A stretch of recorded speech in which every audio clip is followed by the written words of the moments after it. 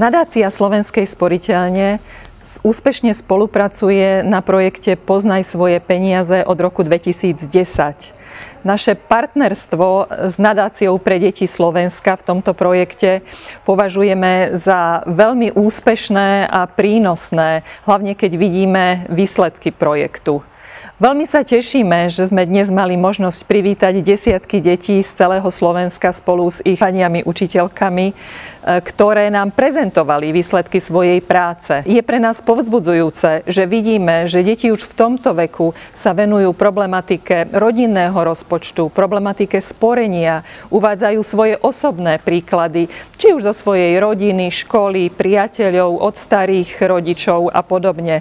Prinášame takto túto tému do rodín, do komunít.